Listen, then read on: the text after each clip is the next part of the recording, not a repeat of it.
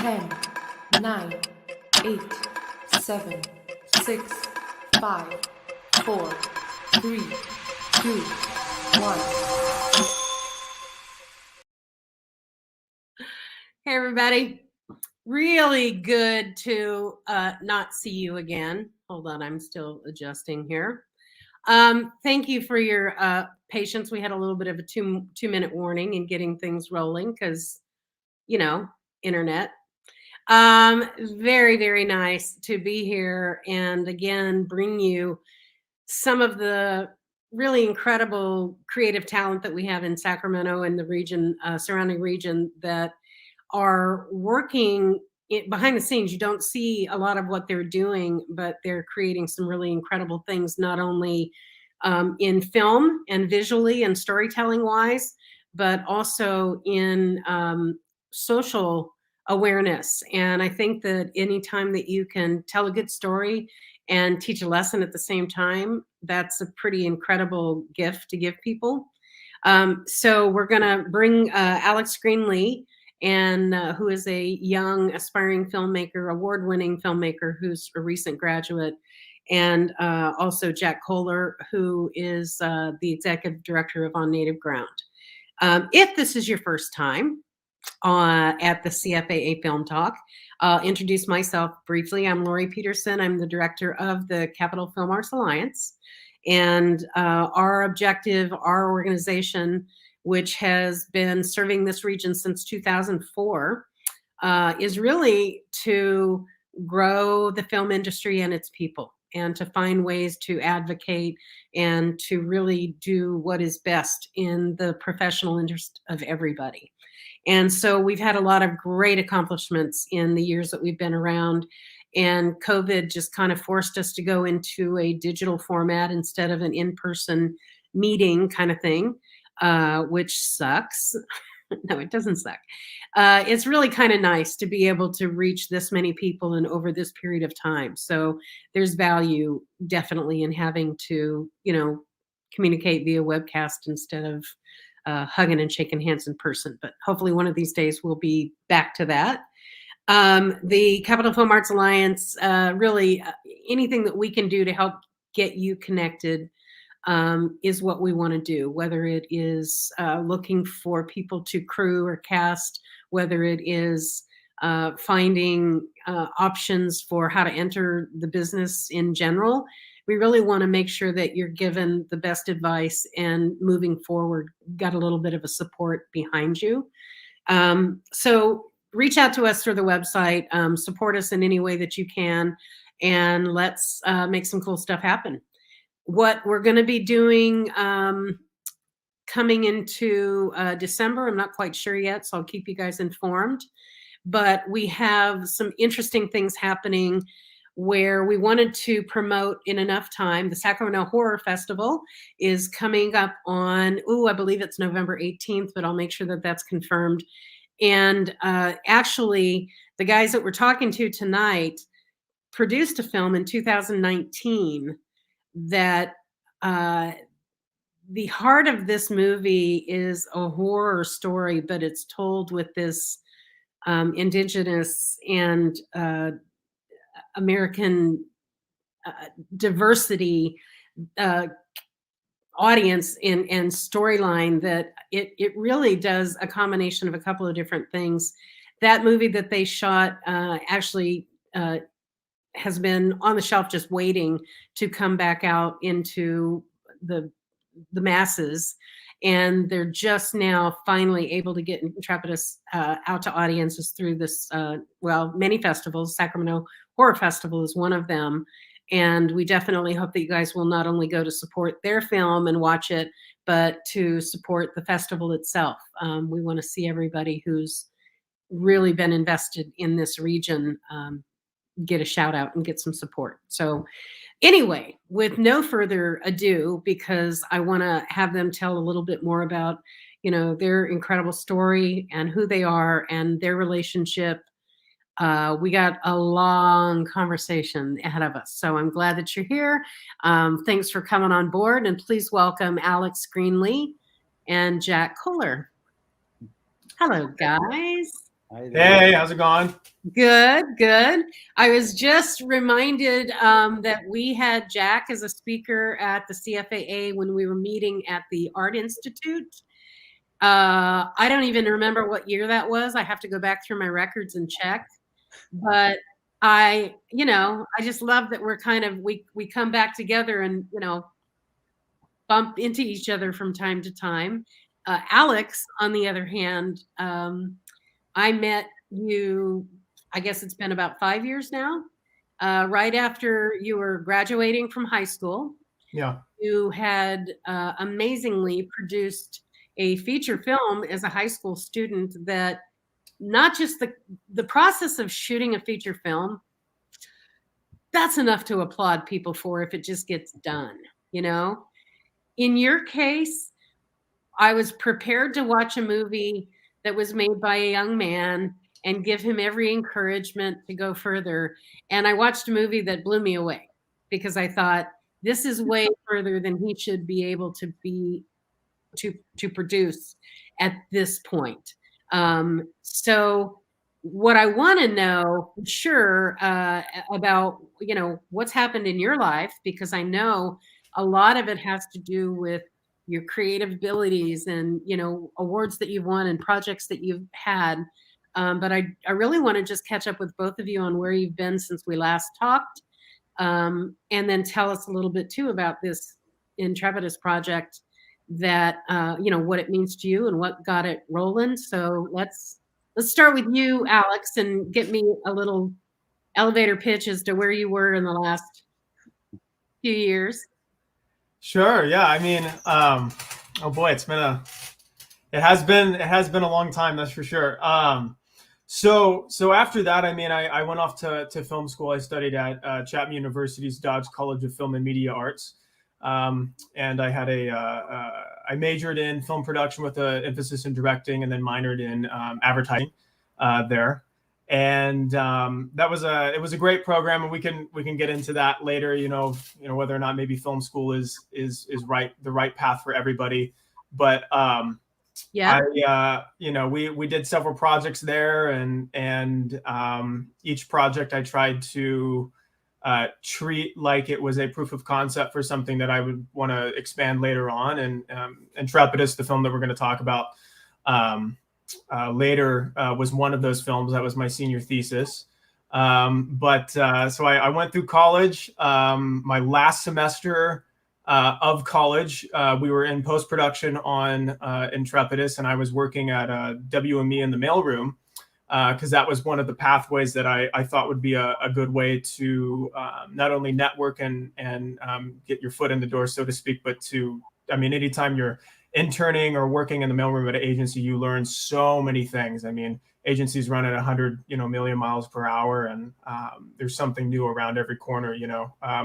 So I did that, and then COVID happened, and a lot of their offices went remote, and our school kind of shut down, so to speak, and we had to finish the short all remotely off of my laptop, which was really, really fun.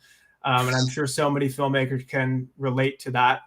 My heart goes out to all of my fellow classmates who were halfway through shooting their production, and COVID shut their shows down. So they either lost their first weekend of shooting, or didn't get to retrieve that footage, and either had to start over, like about a year later when the school was going to start greenlighting those thesis films who hadn't shot yet, or they just couldn't do it because the COVID costs bumped up, at least another third or half of what their budget would have been. So, and any filmmaker too, I mean, who was in that situation, I mean, we were lucky that we had finished filming and we had all of our footage and we were into post, so we could deal with that. But and so that happened, and so I was kind of at this point where I was like, what, I have this short film. What am I going to do with it? And I started talking to some managers who had seen it. I met my now manager, David Stein, who used to be an agent at CAA and left to be a private manager. And then Adam Cantor, who's my agent now, who's the head of motion picture lit department at A3 Artists. he was part of an agent trifecta at CAA. They repped Oliver Stone and Michael Mann and David Fincher, and so I'm with them now. And past year we've been pitching the feature version of Intrepidus, and I can get into it a little bit later, but we're now talking to a producer, and I'm developing it with them. Just finished writing the script, and so yeah, there's a lot of stuff that's happened. So Jack, did you think that was where this project was going to go, or did you think that it was, one and done and that's it? Well, I knew from working with Alex in the past and seeing his, how he handled his projects, that this was he had something bigger in mind. And when I read the first script, he did tell me, and I knew all along that all of his short films are like proof of concept ideas. They're always for something bigger, which I applaud him for, because that's what every filmmaker should think about whenever they're shooting anything. So, and then after I read the first script, which he sent me, which was I think that was the full feature, the original feature, which is that was before it was a short. That was, I think, my sophomore year, I think. Yeah. So, and I read it and I saw the incredible potential there. So whenever he asked me to help out, I just, I knew that's what I wanted to do. And that's what I do anyways. I've been a teacher for 15 years, teaching media arts. And I like seeing students, meet those challenges and hit their goals and rise up to the level that they should be at. So you guys connected while you were in high school and working with the Waibama? So yeah, Jackson. Jackson, amazing teacher. I met him. I was working with Bill Bronston and the wonderful program that was. Hi, Bill. I don't know if you're out there. Yes. Bill was amazing and is amazing, and that program was so wonderful for connecting all the youth at all the different schools, together through the outlet of media and telling local stories. And I think what was really interesting too was the thing that was awesome that I met Jack at was when Waibama and On Native Ground teamed up to work at the California State Fair to create the State Fair film crew. And that's kind of where I met Jack, and we were telling all the different local film stories at the fair. And the second year, that's kind of when I had that idea to do the feature. And Jack literally, like, the best thing that I think any film teacher can do, and this is what's so amazing about Jack, is he treats you as like a fellow creative.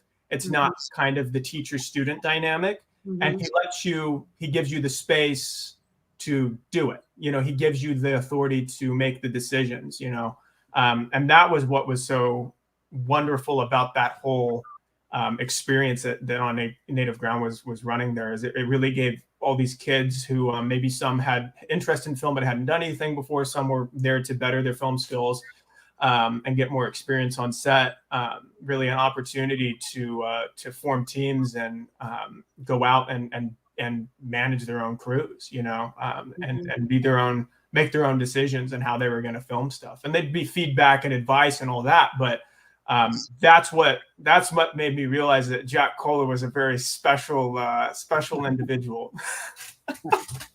Aw, that's a nice compliment. That is. Thanks, Alex. I'll pay you later. All right. Sounds good. I have my Venmo's ready. And again, as you're telling me what kind of a teacher Jack is to you, I also realized that he undoubtedly recognized something in you that allowed him that freedom as a teacher to let you, do what you did and how you did it. And I think that that's very special in itself. That doesn't happen with every student. God love them. We all, want them to grow and succeed, but the cream of the crop really are what's coming out of those classes, and not everybody's gonna, be walking down that red carpet. So I want to just shout out Steve for a second. Steve is our engineer behind it. Steve, I can't see any of the comments that might be coming in. So if there's a question, can you just make sure we get it popped on screen at an appropriate time for these guys? There you go. Just like that.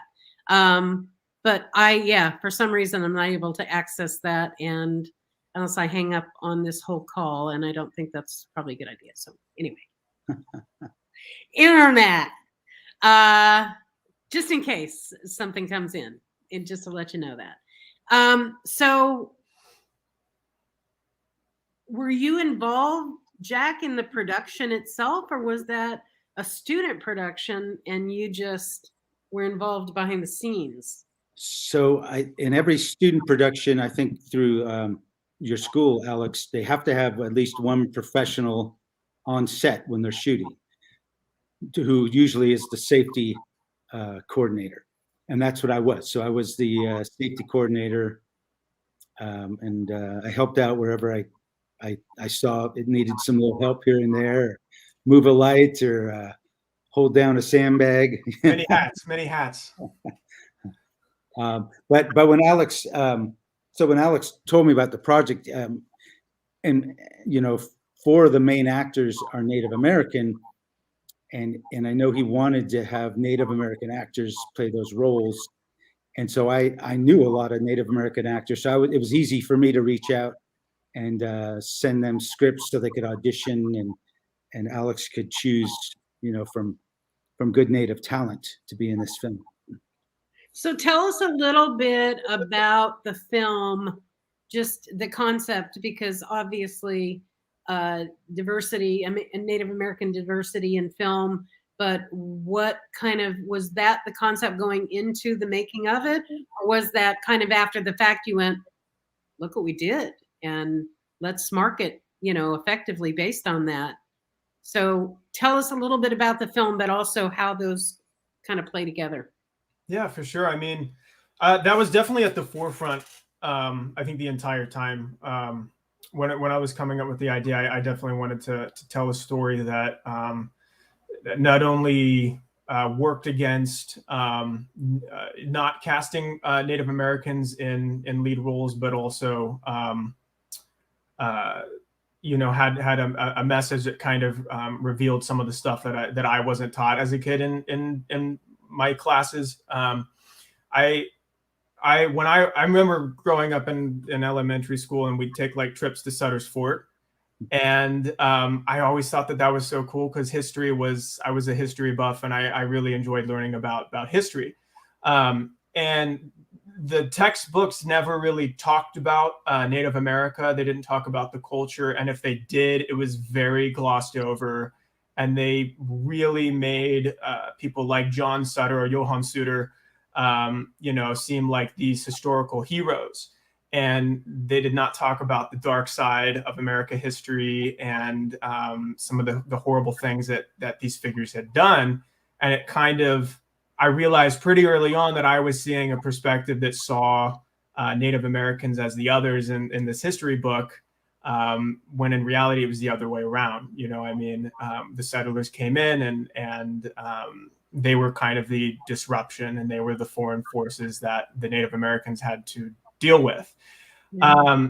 And so when I met Jack, I remember that was some of the first stuff that we even talked about, you know, because I was so fascinated with it and everything that, you know, On Native Ground was doing.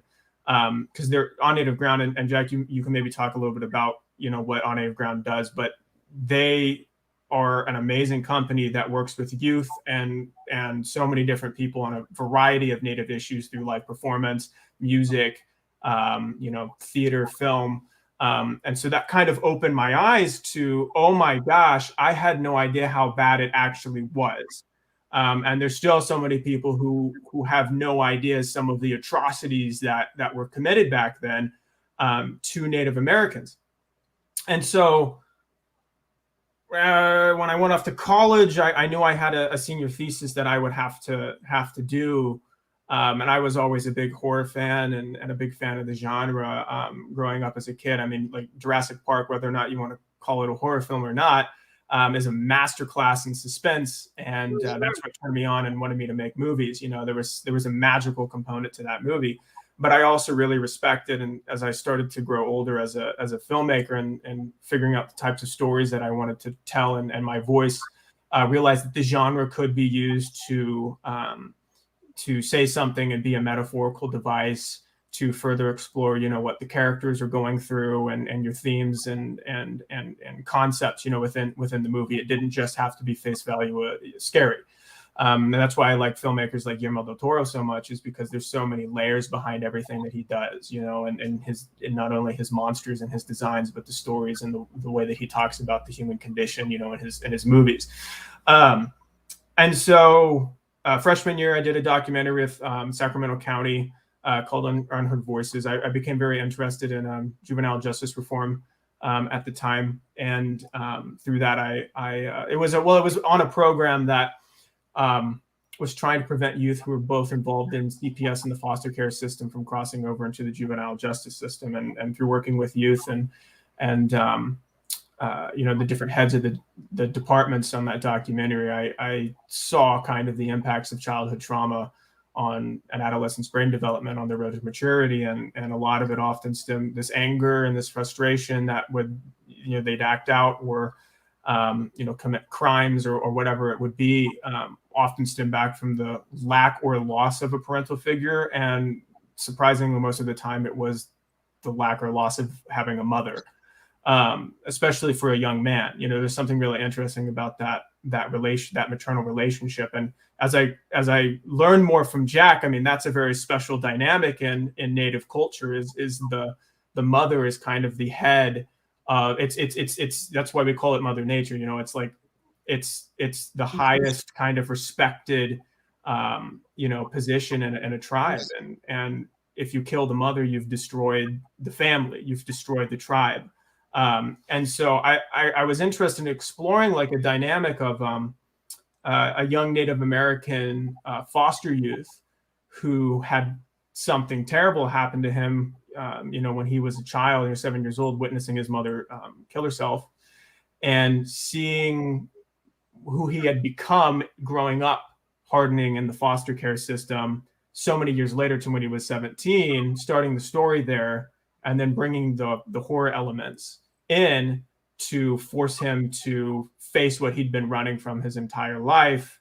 And then that would also challenge him to face the culture that he has felt like he's needed to run from as well, associating being Native American with this horrible thing that happened to him that was horrible, but it has nothing to do with who he is and where he comes from. And so that's kind of where the idea for Intrepidus came from. It was a long journey, and it certainly has developed a lot since the initial, concept. I wrote a feature script in 2 weeks for a script gym class that I had my sophomore year.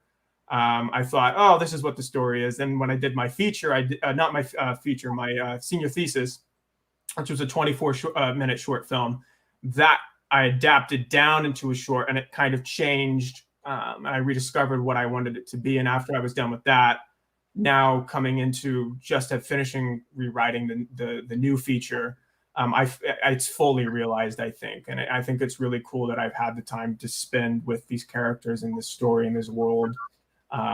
So it feels right. But yeah, it's weird looking back at, seeing where it kind of started and came from. So. I just love that you've gotten so much mileage out of it on so many different levels, not to mention just what it's done for you to, have people see it and recognize your talent, your ability. We've got a question, but I want to, let's play the trailer. Steve, go ahead and pop that on and share what we're talking about. Go get your tickets. Sacramento Horror Festival. Is it the 18th, you guys? I think so. It's this Saturday, and Intrepidus is screening at 6 p.m. It's this Saturday. That's not the 18th. Is it? No. Yes, I believe it's this Saturday. Let me look real quick. The 13th. 13th. Okay. Sorry, Tim. We should know that. We should be promoting that more effectively. Okay. Here we go. There's no such thing as monsters. Yeah, maybe not the way you think of them. Yeah, believe me, they're right. I get it. It's not like other group homes with the woods and everything. You're native, right? I'm not native. Look, man, I'm just trying to get to know you. What is up with everybody who wanted to talk around here? It's a therapy camp, man. That's kind of the whole point.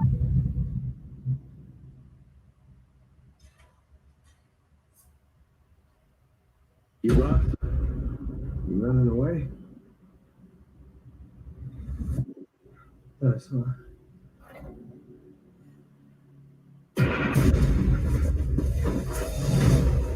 You got a real chip on your shoulder, Chief.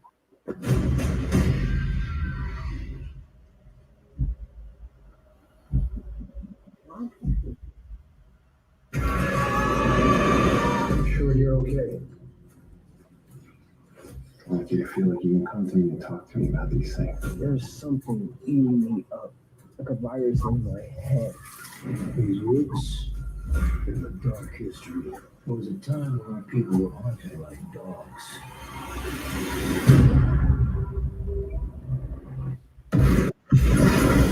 Those I see things. Horrible things. Enormous.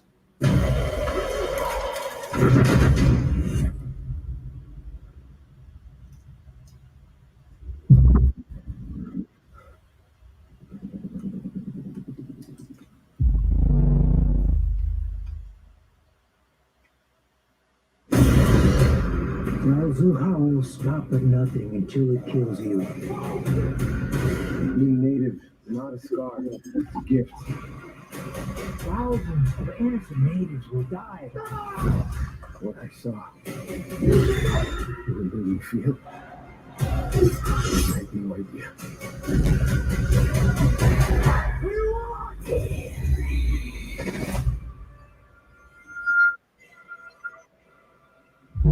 Pleasure. Wow. So what is intrepidus? What does that word come from? That means fearless in Latin. Oh, okay. Yeah. The idea kind of behind that was one of the characters at the camp, Chido, kind of went the route of going to a school to become a counselor and therapy, and Camp Lazarum was kind of created from that as well. I mean, it kind of gives these kids like a second chance to start anew and work on their issues and kind of be rebirthed in a way when they leave the camp and turn 18 and go off into the adult. It's like a foster care home for troubled boys. And so Intrepidus kind of came from that. Yeah. Okay, that makes sense. So the question is, and I'm not sure who is asking it, how has the Native American community responded to the film? I think pretty positively. Jack, I can let you talk a little bit about this if you want. Sure. But yeah, so I know it's playing also right now, or last weekend I think it started playing at the American Indian Film Festival. Yeah. So Native film festivals like it. I mean, Is that an in-person or a virtual festival? It's both. So they do have a couple of films they're showing in person, but most of it is online. Because I know they've been showing films in Santa Fe and different little cities where they have connections with theaters. But it's gotten a positive response. I mean, because it deals with suicide, which is big in the Native American community. There's a much higher rate of suicide on all the reservations in the United States. I think it's 2.5 times higher than the national norm in the United States because of the depressed state that a lot of tribal people have to live in. And so it's good. And the other thing that's positive is that there's the main characters are Native American actors, which is very positive. Mm-hmm. Yeah, you're shining a light on, I think, a lot of different things that are super important. The topic and just the genre, which the cool thing about the genre is that you know it's going to attract a certain, you know, audience and a certain age group. That you know, what's better time than to teach and share? You know? And that's the age group we need to hit. That's who we need to connect with, because they're the ones who are going to change the future viewpoints in the United States, just like with the Black Lives Matter this summer. So reaching that generation is the hardest generation to reach. And so horror films are really a good way to do it. And they've started doing that in Canada as well, using horror films to reach that younger generation, while they give out really good historical facts about things that truly did happen. And then the other thing is that you can tell, you know, you can tell this very depressing history through a horror film in an easier way than just, if it was a drama, there's a certain point where people tune out and say, oh, this is too depressing. I can't take it anymore. Yeah. But if you're doing it through a different genre and one that's entertaining at the same time as being informative, then it tends to work. Well, and not preachy. You know, nobody wants to be preached to. And I think a lot of times, you know, movies that are driven to push an agenda of some kind, it becomes a preachy thing and not, you know, just a natural evolution of learning that through watching, you know, which is what it should be. So you're a member of the Hoopa tribe, and you have been the executive director of On Native Ground for 15 years. Correct. Tell us a little bit about, you know, what was your first start? What did you do that got you onto that path of doing what you're doing currently? And then certainly, where do you want to go from here? Right. Because I graduated with a civil engineering degree from Stanford. So, you know, people wanted me to be an engineer, and I didn't want to be an engineer. I wanted to do that creative stuff. But what really was the turning point, because I was a general contractor for 18 years before I got into filmmaking. But I always dabbled in the film arts all the way from high school all the way up to now. But my tribal chairman actually came to me when I was on the reservation working with the American Indian Film Institute. And he said, we need a documentary made now to tell the world what's happening on our reservation. Because at the time, 90% of the water from the Trinity River was being diverted to the Central Valley to water the San Joaquin Valley and was being sent down to LA through the aqueduct.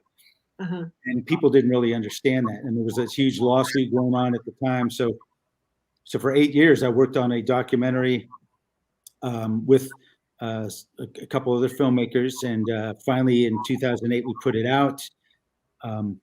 It played like 2,000 times on PBS stations across the nation.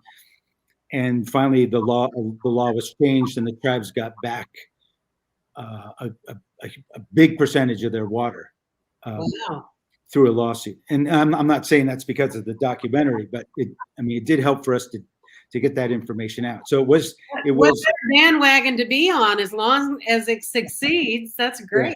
So there was a need for which is how I got into filmmaking. Was my tribe needed this film to be made so that what was happening on the reservation could be put out to the world. And that's how we got into. That's how I started. So once you made that film, how did you get into teaching?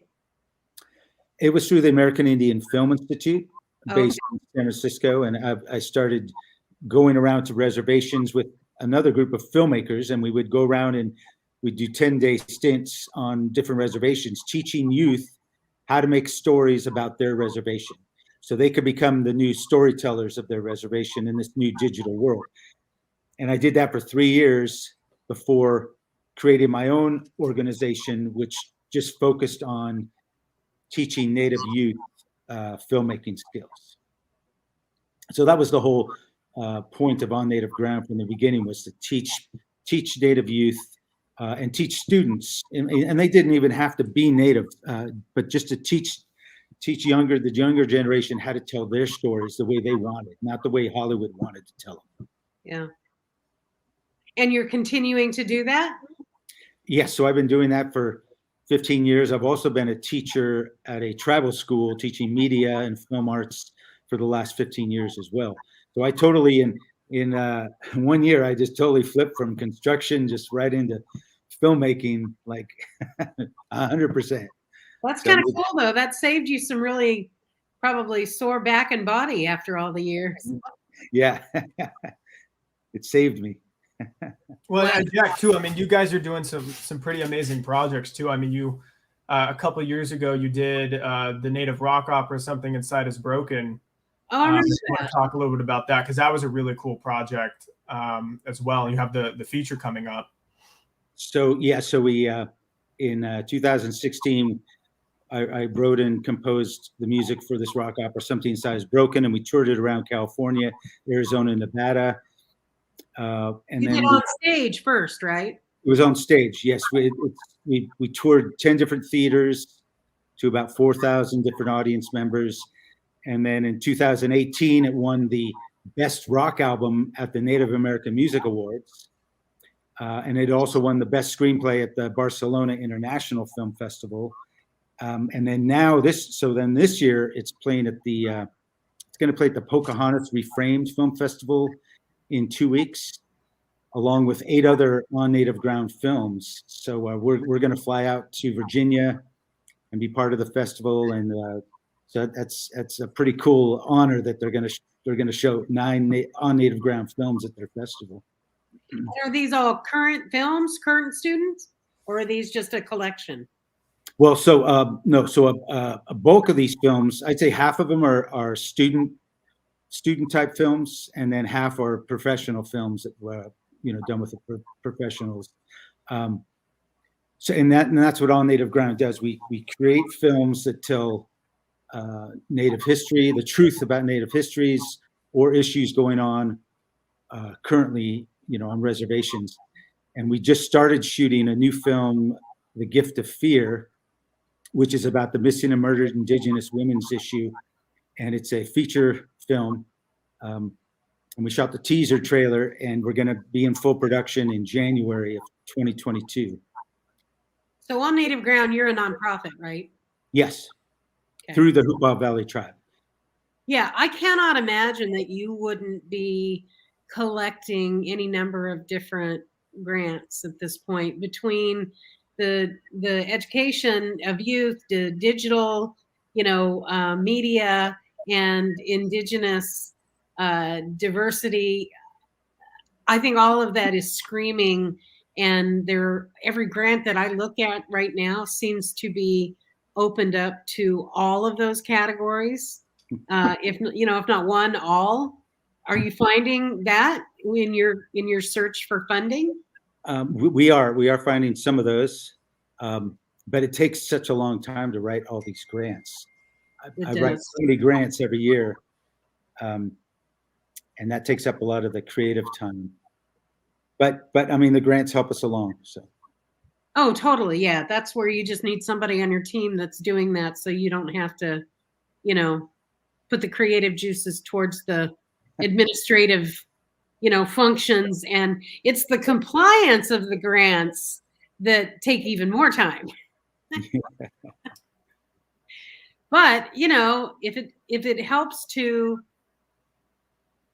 wet the wheel, as far as keeping that creative wheel going, you got to do what you can do. And a lot of people don't have that built-in opportunity to qualify as a nonprofit, but also in all of these very specific categories that I totally see that for you. So.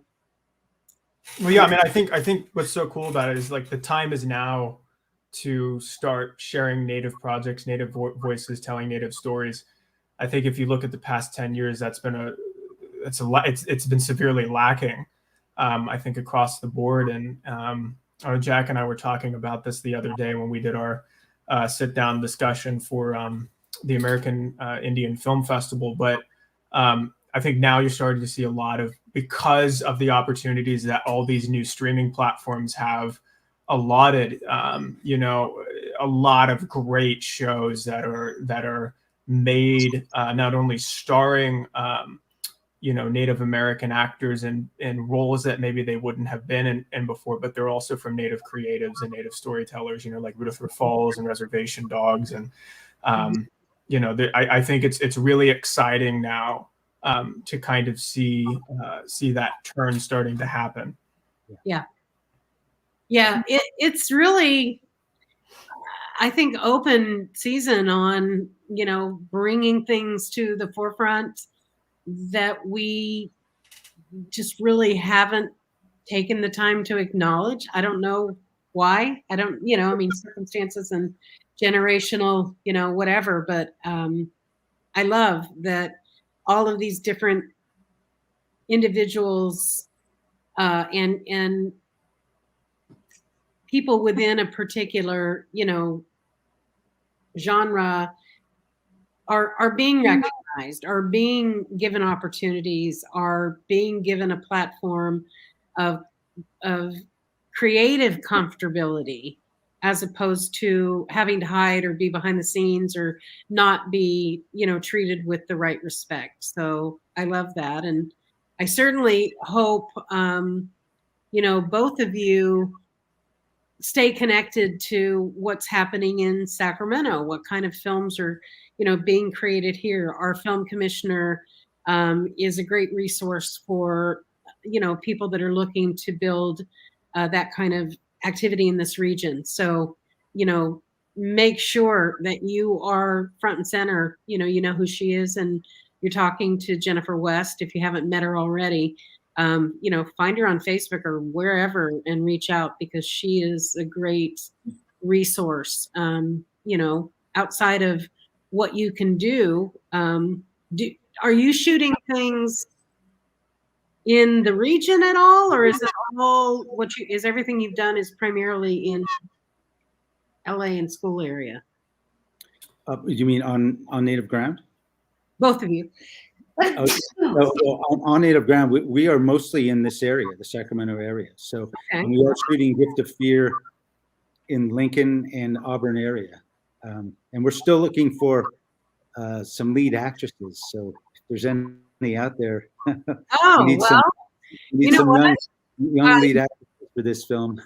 Yeah, do me a favor and send me anything that you're specifically needing. Again, whether it's for this project or anything, we have a database that's pretty broad, and whether it's through the newsletter or the website or social media, if you're looking for something, I need this equipment, I need this location, I need this crew, this cast, send me exactly what information you want to be shared and how you want people to contact you. All too often somebody will post a link and just say, hit me up in the DMs, but people who don't know you, may not be as easily accessible to doing that. So we can help you get information out. We're more than happy to do that. We have over, 5,000 people in our database that are all in this region that, all of these different crafts and categories, including lots of really talented actors. What are you looking for specifically in your lead actresses? Well, we need our main lead still, and she has to be Native American. Preferably someone over 18 that can play a younger 17-year-old who's in high school. But that's still our main. That's the hardest thing right now for us to find is a really good lead actress for this film who has some Native lineage and wants to be in a film that's about a very important subject. So this is about the missing and murdered Indigenous women issue, which is something that Deb Haaland, the Secretary of the Interior, is taking very seriously. And a lot of the initiatives that she's been setting up are in our movie. I mean, I don't know exactly what her initiatives are, but I've already written them in our movie. So hopefully she'll look at the movie and say, oh yeah, let's do it like that. Nice. So we're trying to get out there and get this information out. And we're working with RISE, which is another youth organization. So there's a lot. I'm sorry? It's a local organization? So RISE is a Northern California organization, which is Resources in Indian Student Education. Oh, okay. And so we're working with a lot of youth on this project because it's a very strong youth acting base in this film. Okay. So when are you shooting? What kind of a time frame should somebody be expected to? Well, we're going to start shooting in January. Okay. So between January and March, we'll be doing all of our main shooting. Okay. Okay, so if anybody out there knows the perfect candidate for this lead role, what an incredible opportunity to get involved in something that probably really has a personal connection to you too. How would you want anybody to contact you, Jack? And again, when you send this information to me to share, make sure whatever contact point is included in that too. Sure, they can just go to our website, and there's a place where they can send us their information. They can put in their email and send it right on. So it's on nativeground.org. On Native Ground. Okay, so Steve, add that into the comments, and then we'll make sure that anybody who views this after it's live, anything that, the links and the everything that we wanted to share will certainly be in there too. There you go, on nativeground.org. So then what's the feature that you're working on? Is that the feature that we're talking about? Oh, that's the feature, Gift of Fear. The name of it? Gift of Fear. Gift of Fear. Okay. So I'll be hearing, I'm sure, buzz about that. And where are you shooting it? Right now in Lincoln and Auburn. Okay. And we'll be doing a little bit of remote shooting up in Alturas, California, but most of it in Lincoln and Auburn areas. Okay. And I'm sure the mother in me has to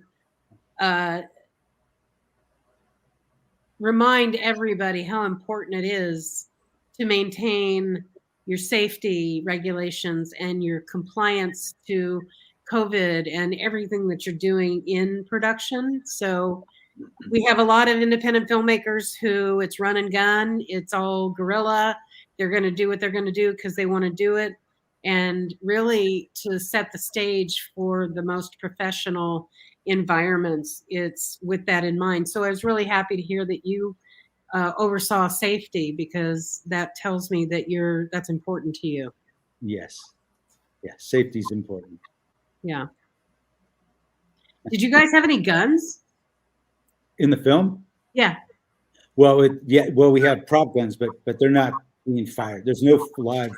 No, I don't think any film really needs to do any live firing ever because of all the CGI. That was my question. Excellent. Okay. There's good CGI out there now. It's really not necessary. I think one of the reasons some of these, especially Westerns, do it is so they can get the reaction from the guns and then the reaction from the actors on set.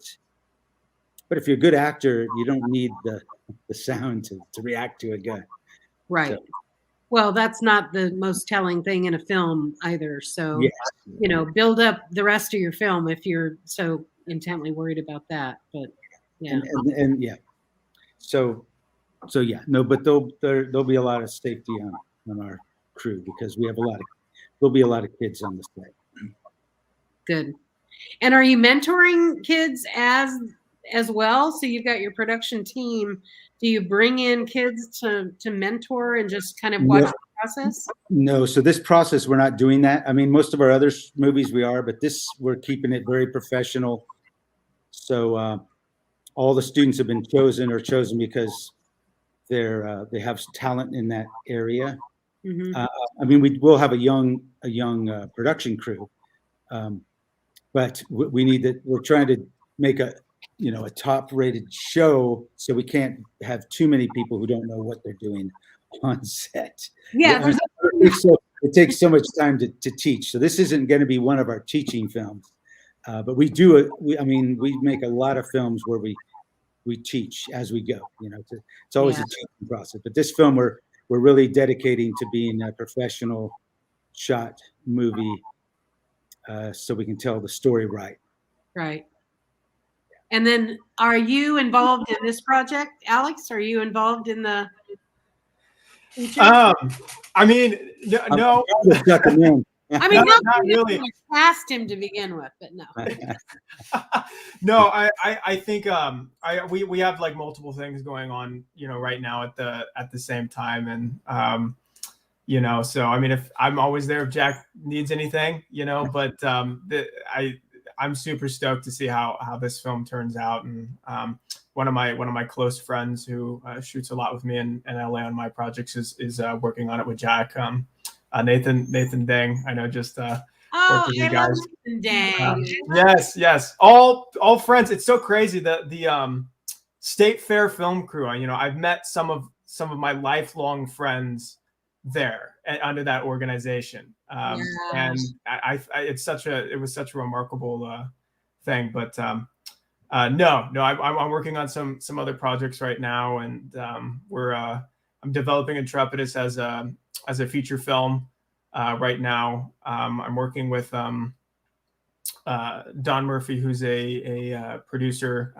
He did Natural Born Killers and all the Transformers movies, and he has a production company called Angry Films. So I'm developing the screenplay with him right now. I just turned in some revisions on that, and then we're going to start, once those are okayed, we're going to start looking for a third party to be able to make the film with, and shopping it around. But I just finished shooting a teaser for a pitch deck video for my friend who does all my practical effects. He works on he has like an Emmy for working on Star Trek Discovery, and he's working on Guardians of the Galaxy 3 right now. He's developing a 90s kind of horror show called Odd Compelling Tales. So I was just in LA shooting that with him, and another short film that I did in college, Cybolica, which was my AP film, is on the Dust streaming platform that's run by Gunpowder and Sky. So it'd be dope if you guys wanted to check that out on YouTube and give it a watch and like. Here I'm just plugging all the stuff right now. Yeah, you got to do it. But, populate the comments field with those links, because we want to get that information out as however we can. Yes, here I could link that up. So Cybolica, tell me about that. Yeah, sure. So I can send that link out in a bit. But Cybolica was a short film that I did my junior year. We had the way that my film school was structured is there would be like a bigger project each year. Starting sophomore year, we did like an IP, which was like a 5 to 8 minute film that had to be 2 characters. An AP, which was a 10-minute film, and you could do a couple different locations in our senior thesis or senior year. So Cybolic was my AP, and that kind of came from my work in the juvenile justice kind of system. I wanted to, at the time, I didn't realize what I wanted to turn it into, but me and my writer, Franco Machado, worked on that film to kind of tell a story about youth who were incarcerated in a dystopian kind of society that voted to, once they turned 18, they were deemed government property and turned over to a fictitious prison if the Cold War didn't end and we were in World War III, called Cybolica, that was repurposing society's waste, as they would be called, to be super soldiers, to fight on and into the war. So they're turning these guys into monsters. So we wanted to do, we're big fans of Saw and some of James Wan's earlier films, where you have a couple different characters in one setting that are forced to work on their differences to overcome a common obstacle. So we set the film in a one of their operating rooms with 3 inmates who were in prison together. Some maybe had history, some didn't know each other. And there had just been a containment breach, in one of the failed experiments was locked in that sector with them, and they had to kind of set aside their differences to survive and escape their chains and fight this thing. And then at the end, I don't want to give it away if you're going to go see it, but there's a little bit of a twist, and they realize what actually is going on at the prison, and what might be in store for them next. So that's a cliffhanger. Yeah. So Dust picked that up. I was talking to them for Yeah. about a year to put it on their streaming platform and their YouTube channel. And since doing that project, like after we did it, it was kind of a half-baked idea at the time that we did it. We knew we wanted to tell a story in this world, but with the restrictions that the university put on us, and there were a lot of restrictions we had to deal with, we weren't able to fully explore, I think, the story and the characters to the extent that we wanted to, especially with the message. So since then, we've written a 50-page series Bible adaptation of it, a pilot, concept art of where we want to take it as a show, because we think it's kind of a mix between like a Walking Dead where you care about the characters, but then it's got like Resident Evil and like Dead Space and some more of the horror, like body horror.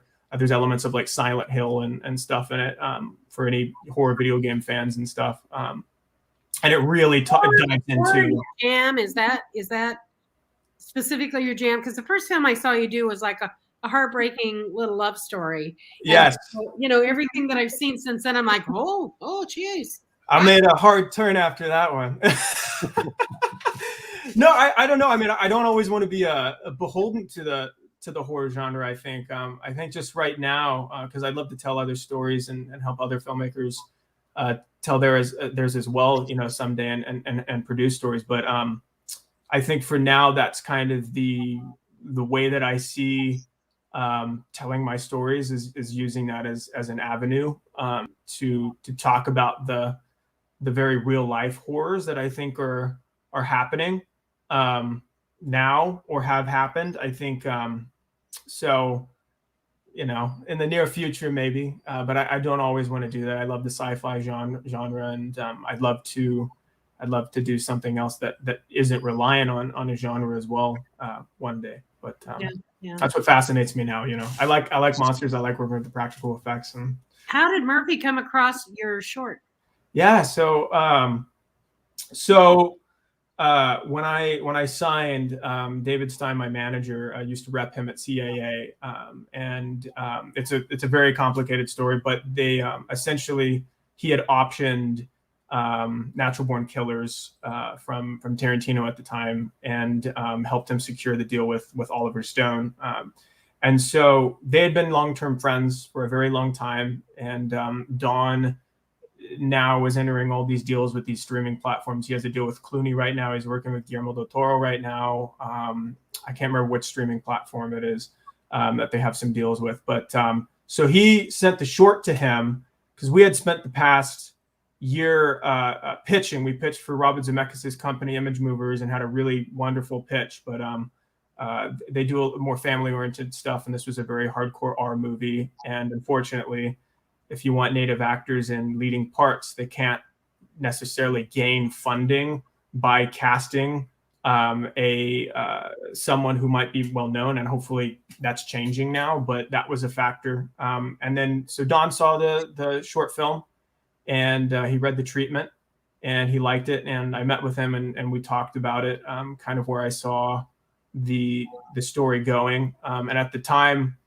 you know, I didn't know if I could write the feature myself, but he essentially was like, "All right, like you gotta write it. You know, you're gonna have to do it for spec." And please, come on, you know better. Well, it was. I knew that the film had to be written to a certain level that I wasn't sure that I was capable of at the time, and above all else, I wanted a Native American writer to write it with me. I wanted that voice in the room. Mm-hmm. And you know, I'm working with Jack as a consultant, you know, every step of the way. But I really wanted that voice in there because I think it's so important to have that when you're telling these stories. You need that voice. But so I spent 3 months in a dark room by myself, and I banged out the feature adaptation, and we're working on some notes. But I met him through David. David, my manager. So your little entree into working at the agency probably opened up some incredible doors for you, which again, anyone, you got to look to where are you going and where is that going to get you, and who are you going to be able to, you know, bring on board to work with you, or mentor you, or at least, acknowledge you, be aware of you. Yeah. No, I think honestly, for anybody who's not only looking to, and this is interesting, I'll get into this in a bit, but anybody who's interested in learning more about the film industry, specifically the business side, and seeing what actually goes on, behind the closed doors, interning at a agency, specifically in the mailroom, I think is like a wonderful learning experience. Surprisingly, this didn't come from that. I thought it was going to. So I was going down the path of I was doing some work for Guillermo's agent's assistant at the time, and I don't want to talk too much about that stuff. But when COVID hit and everything kind of shut down, a lot of the momentum that I had kind of building up, and that's when Gunpowder and Sky reached out to me wanting to option Cybolica for their platform too, kind of got disrupted. And so I think it's important for everybody to make friends with not only the professors in college, but also, just to network in general, because you'll never know who knows who, you know what I mean? And who will see something and then make a call to someone unannounced to you, and that's what ended up happening with me. And I found out one of my professors who I had mentored me through the WME, my time at WME, and was a big agent at CAA as well, had sent it on to David, and that's how that ended up happening. So that it was really a weird, lucky timing situation, but so you never know who you're gonna what conversation will lead to what. That's so true. Yeah. That's so true. Before we get done, I want to talk really quickly. You brought it up earlier, and I'm always interested in this because I feel I have my own feelings, but a degree and film school versus not. What are your thoughts on the advantages and the disadvantages? What do you think in general? Yeah, I mean, I don't think you need film school. What I think film school is wonderful at, though, is the networking component. And also, I think what's cool is just it gives you more opportunity to be on set and network with friends and make things, because that's honestly, you could be lectured all day about what's what, or what a C-47 is and a C-stand and how to sand everything, but like at the end of the day, you're learning from making mistakes on set, or you're learning from pushing yourself every single project to where maybe you could fail. I certainly, all my friends in college, we tried to push each other so much on each project, and Intrepidus, I mean, almost really killed us because it was exhausting, but I think that's the best thing that's the best learning tool, because there's so many resources out there, I think, now for everybody to learn. There's great organizations like this, that we're talking at tonight, that I think open the door for so many people to see what's out there. But the networking, I think, is something that is hard to not have, and also using the student card as well. I think Intrepidus and all the films that I've worked on would have been a lot more expensive if I wasn't able to use the student card, have insurance through the school. Like with Intrepidus, we have this huge BB light that's I can't remember how many Ks, but it's like 130-foot arm that goes up on a truck that comes in to light up the entire woods. They use these for big night exteriors. And we got an amazing deal because I was a student, and a lot of people are very welcoming because you're a student. They don't see you as someone who's just asking for free stuff. I don't know. So that was nice. But I think the best thing to do is just get out there and be on set. And you don't need film school for that. And even the networking, I mean, maybe there's some advantages, to having some of these professors that I did and making friends with them. But like I said before, networking with your friends and coming up together, I think, is an amazing thing too, because you don't know where anybody's going to end up. I have friends that now they're working at, you know, WME on a desk and all these amazing things, and or they're assistants or at a producing agency or a casting director's agency, or they're, you know, like Steven Spielberg's assistant. You know, it's like, it's crazy stuff. But everybody comes to what they're going to do on their own time, and even having a conversation at someone at a coffee shop could lead to something. You know, Are you looking to work for somebody else, or you want to continue to do work for yourself?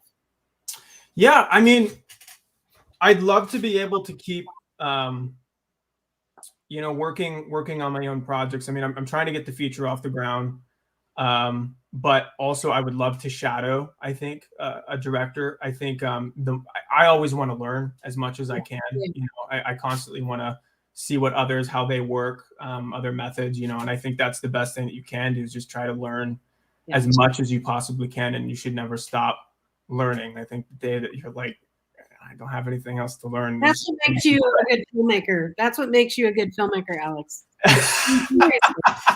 Because there are filmmakers that are making, you know, shit films and then turning around and going, yes, that's exactly what I intend, and I wouldn't change a thing. Me, I think I don't care how much you like your film or how many awards it has. You know, there are those moments that in your mind you wish you could change that. Oh yeah, of course. You know what I'm saying? Yeah. Every time you play it back, you know. I respect that attitude more than anything when people are like, yeah, I don't know it all. Yeah, well, I mean, and also, I mean, that was what was so great about you know, working with Jack and On Native Ground and learning as I was in high school and through college. You know, I think Jack and On Native Ground instilled that mentality of you have to constantly learn and be in touch with everything going on around you and look to the outside world for inspiration. You know. And I don't think that's always taught. You know, certainly in college, I had professors that would never ask you what your vision was for the project. What are you trying to accomplish? Because it's different, you know, for every filmmaker. And they would try to instill their own, what they thought it should be onto the project, and without asking those questions. And you know, Jack's always asked those questions, but I also think any film teacher who sits down with a student, even if the student's very green, you know, to the film world, and asks, you know, treats them like a creative, like a fellow creative, and asks them, you know, what's your vision for this? I think is a huge step, because you're training that muscle, you know, of making those decisions, you know, because you won't always have someone in your ear, you know, when you go on set one day. You know, you're going to have 5 million things go wrong and have to Well, and that's what makes you a good teacher, Jack. The fact that you take it out of your own aspirations and your own visions, and you know, place it clearly in the responsibility of the student, and they're going to live or die by their sword, and that's their lesson to gain. So I love that. I love that you guys, you know, started off, have been continuing to work together, and yet you're also kind of growing in your own directions too. That is, I think, above all, what we really need to do more in every capacity of filmmaking. You know, be able to cross support and find ways to share important messages, but also just really make great content that we can all be proud of, and proud that's being produced here. So are you planning on sticking around, Alex, or are you wanting to head, you know? Well, I mean, so I had to move back during quarantine to, and I say had to. No, I moved back, and it was great to have a lot of personal time to freelance and write, you know, and not be distracted. I wrote another feature with a friend whose brother's a producer at A24 that we're gonna maybe try and shop around in the next year as well. But 34, is that all? Yeah. Yeah, well, but anyway, Sacramento is such an amazing place because geographically there are so many locations. It's by so much, you know. I mean, in LA, it's hard to find trees, and woods, and everything is so ridiculously expensive for locations and permits, working. I mean, they have places like Film LA, which I think are great organizations. We're all jaded. Nobody's excited about it there. It is true. It is true. So I definitely am trying to move back to LA in next year. But I think what would be awesome is to, at least this is a goal for me, is to bring films back here in production, back to SAC, because the shooting locations are amazing. The people are amazing. The city of Sacramento currently has film grants that are being offered to both local and outside production companies. Oh. So I would recommend, I don't know what kind of projects you have that might fit any of that. And, it's not a lot of money. I think it's like $5,000, but it's money. And it's something that we never had before.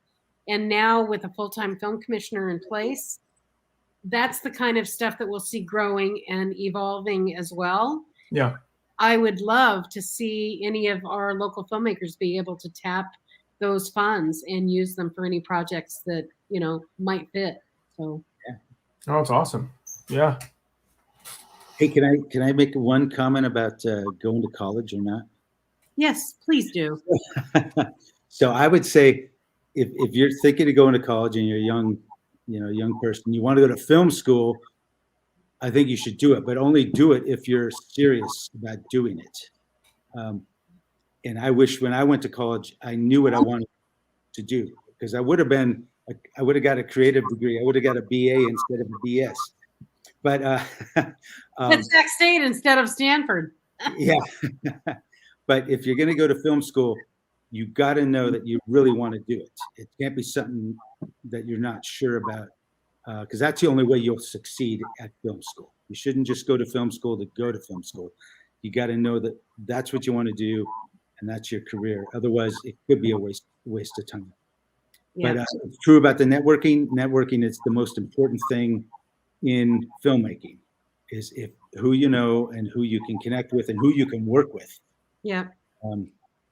So yeah, our objective is really just, in whatever environment we're at, find a way to allow people to network and cross connect and really understand, who is out there with what skills, because at some point, if it's not today, it might be tomorrow. You're going to find that you need that person, and it's not something people should do on their own. It doesn't, I know that films can be made by one person with one camera and all the equipment. I don't think that's where you're going to get your best results. It's always in the teamwork and the visions of all of the artists who, lend their expertise to the craft. So, yeah.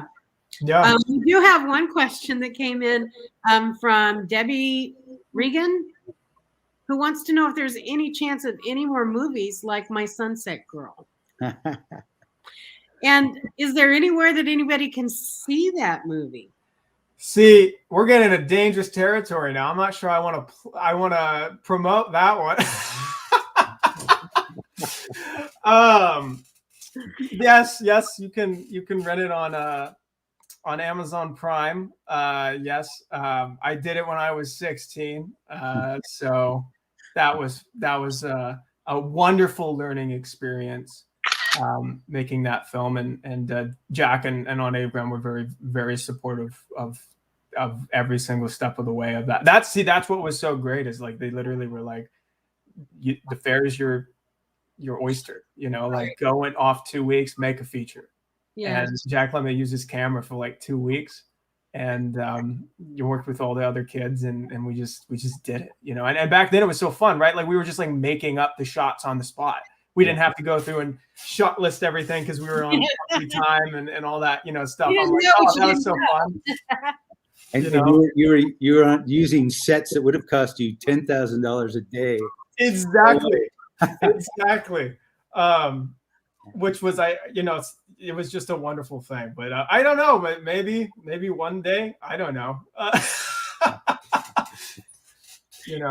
Yeah, you'll get tired of that whole horror thing before you know it. Yeah, I'll make the polar opposite switch. We'll go from very much rated R horrors to like G-rated rom-coms again. There you go. Well, I don't know. Maybe bump it up to an R-rated rom-com at least. Make it a little more interesting. But yeah, no, but I think on one of the other points too, just about college in general, I do think it's important to get a degree. Just again, the people that you meet there are people that will come into your life in so many other ways, you know, after. Like, I had the same roommates all 4 years of my college, and I met my DP, Drew Gardella, who shoots like all of my films, who's amazing and wonderful and doing, you know, so many cool things in LA right now. You know, there, and a lot of my other friends, you know, and not all of them were in film. You know, they were in the business school or the science, you know, department there, because they had a really good science program. So I think it's important to get a degree, and also, even if you're not sure you want to, you know, go into film necessarily, getting it in something else, because you might use that other thing some other way one day when you want to tell a story, you know, and it comes in a really weird, it comes back, you know, full circle. It's super weird, you know, like performing. Like, I started performing a long time ago, and that has really influenced me as a director. You know, like, I didn't go to college for that, but it's helped me work with actors and really understand the actor and how to get a performance and stuff. And, you know, if I hadn't had that, it would have been a lot more difficult to really learn how to do that. You know? Are you still performing? Are you still doing anything? Because I was going to ask you to sing one more day. I mean, you know, Chapman had an amazing tap program in the dance department there, so I was able to tap and keep that up all 4 years. People would not know how talented. I mean, he's a filmmaker, whatever. He's an incredible performer, and I honestly am. I kind of expected you to almost go in that direction. It'd be cool to make a tap movie one day, I think. You know, but not enough tap film. Yeah, tap film, like a really dark, dramatized tap film. I think that could be really cool. But like the Black Swan of tap. Yes, maybe. I was talking to my manager about that. He actually, because he sold Black Swan when it was the understudy. And he was like, you tap, like, you should do something. I'm like, I don't know if I'm ready to do that quite yet, but you know, but yeah, I mean, they had a great tap program there, and I got to do American Idiot at Chapman, and right after that leave and sing opera in Germany for Decca, which was really cool. And you know, so COVID, it's been hard to keep up the voice and the tapping, because the focus has been so much on film, but I don't want to lose it for sure, you know, and theater's now starting to come back, I think, a little bit. You know, I think it'll be a while till everything really opens up, but yeah, it's taking its time slowly. I'm pleased to see, you know, when anything happens and opens up, it's just so, you know, joyous. It's so joyous, and I just am okay. Next. Yeah. There's something really magical about live theater and how it connects, I think, to audiences. I mean, Jack, that's one of the reasons you chose to use that as the medium for Something Inside Is Broken, you know, is that whole idea of storytelling being there, something that's live and being witnessed, you know. Mm-hmm. Yeah, through music. It's less depressing if it's through music. Yeah. Well, on Native Ground, for any information that can learn about Jack's project, their organization, everything, that if there's an opportunity to get involved, please reach out to him, whether it is casting or whether it's just to find out how you can maybe fit into that particular family of filmmakers. I think that seems like a great place for the right person. And I don't know, Steve, does Alex have any singing on YouTube? Do you? Oh, we're going there, huh? Yes, there are videos. You know, if you look up Alex Greenlee, some of my older stuff. You know. Okay, I'm telling you, do yourself a favor and go to YouTube and pull it up. I want to see Les Miserables already. It's like, come on. There's some Les Mis clips up there and all that fun stuff. What are you saying, Steve? Steve just put something up. What'd you just say, Steve? Jack, one of my college students is a female Native American. I'll ask her if she's an actress. Yes. Yeah. All right. Thank you, Debbie.